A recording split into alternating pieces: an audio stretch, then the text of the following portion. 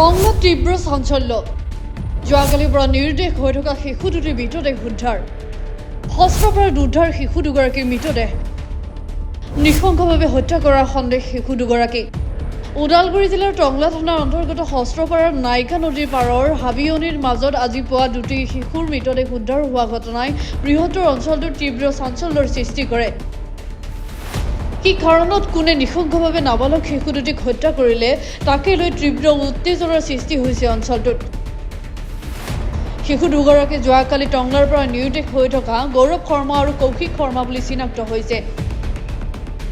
টংলা জোৰপুখুৰীৰ নিবাসী মহেন্দ্ৰ শৰ্মা আৰু গীতা শৰ্মাৰ দুই পুত্ৰ যোৱাকালি বিদ্যালয়লৈ যোৱা পথৰ পৰা নিৰুদ্দেশ হৈ আছিল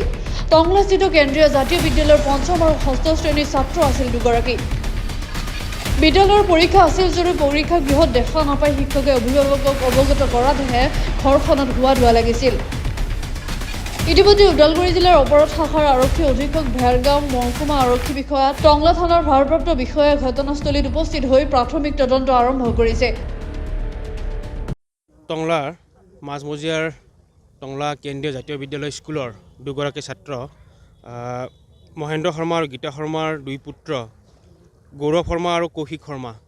এই দুজন ছাত্ৰ যোৱাকালি ৰাতিপুৱাৰ ভাগতে স্কুললৈ বুলি ওলাই আহিছিলে ওলাই অহাৰ পিছত পৰৱৰ্তী সময়ত স্কুলৰ পৰা ঘৰলৈ ফোন গ'ল যে তেখেতসকলে স্কুলত উপস্থিত নাছিলে পৰৱৰ্তী সময়ত ঘৰত এক উৎকণ্ঠাৰ সৃষ্টি হয় আৰু ঘৰৰ পৰিয়ালৰ লোকে তেখেতসকলক বিচাৰ খোচাৰ আৰম্ভ কৰিলে বা পৰৱৰ্তী সময়ত আহি কিনে তেখেতসকলে পুলিচ থানাত এজাহাৰ এখনো দাখিল কৰে আৰু দাখিল কৰাৰ পিছত যোৱাকালি দিনটো আমি টংলা আঞ্চলিক ছাত্ৰ সন্থা ওদালগুৰি জিলা ছাত্ৰ সন্থা আৰু আমি নিজেই পৰিয়ালৰ ঘৰ আমি উপস্থিত হৈ তেখেতসকলৰ বুজ লওঁ আৰু আমি টংলা থানাৰ ভাৰপ্ৰাপ্ত আৰক্ষী বিষয়াৰ লগতো এই ক্ষেত্ৰত আমি আলাপ আলোচনা কৰোঁ পুলিচে আমাক জনোৱা মতে যে তেখেতসকলে প্ৰাৰম্ভিক অনুসন্ধান তেখেতসকলে আৰম্ভ কৰিছে কিন্তু আজি এক অত্যন্ত দুখজনক খবৰ এটা আমি পাবলৈ সক্ষম হ'লোঁ যে দুয়োগৰাকী ছাত্ৰকে কোনোবা নৃশংসভাৱে হত্যা কৰি আপোনাৰ এই নদীৰ কাষতে পেলাই থৈ গুচি গৈছে আৰু এই ক্ষেত্ৰত আমি দুৰ্বৃত্তৰ উচিত শাস্তিৰ আমি সদৌ অসম ছাত্ৰ সন্থাৰ মজিয়াৰ পৰা আমি দাবী জনাইছোঁ আৰু প্ৰশাসনক আমি অনুৰোধ জনাইছোঁ যে তেখেতসকলে এই তদন্তসমূহ অতি ক্ষিপ্ৰতাৰে কৰি দুৰ্বৃত্তত যাতে তেখেতসকলে সোনকালে কৰায়ত্ব কৰিব পাৰে তাৰ বাবে আমি আহ্বান জনাইছোঁ হয়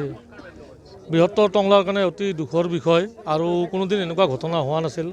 আমি অসমৰ বিভিন্ন ঠাইত এনেকুৱা দেখা পাওঁ কিন্তু আমাৰ টংলাত যে এনেকুৱা হ'ব দুৰ্ভাগ্যজনকভাৱে আমি ভবা নাছিলোঁ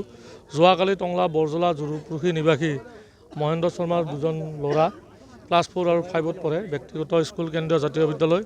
ঘৰৰ পৰা ওলাই আহিছিল ওলাই অহাৰ পিছত তেওঁলোকে স্কুল যোৱা নাই বুলি স্কুল কৰ্তৃপক্ষই পৰিয়ালক যোগাযোগ কৰে তাৰপিছত পৰিয়ালে টংলা আৰক্ষী থানাত এজাহাৰ দিয়ে তাৰপিছত পৰিয়াল আৰু আৰক্ষীয়েও বহুত বিচাৰ খোচাৰ কৰে কিন্তু আজি এই স্থানত এই দুজন ল'ৰাৰ ছাত্ৰৰ ইউনিফৰ্ম অৱস্থাত মৃতদেহ উদ্ধাৰ হৈছে অতি নৃশংসভাৱে হত্যা কৰিছে গতিকে আমি এটা দাবী জনাইছোঁ